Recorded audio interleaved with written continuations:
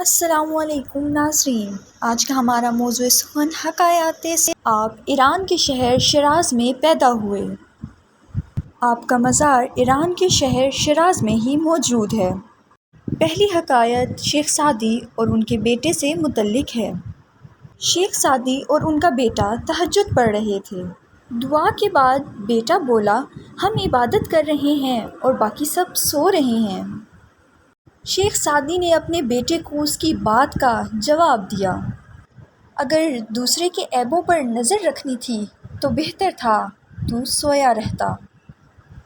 शेख सादी का कौल है, अपनी ज़ुबानों को किसी के ऐबों से आलूदा न करो, क्योंकि ऐब तुम्हारे भी हैं और ज़ुबानें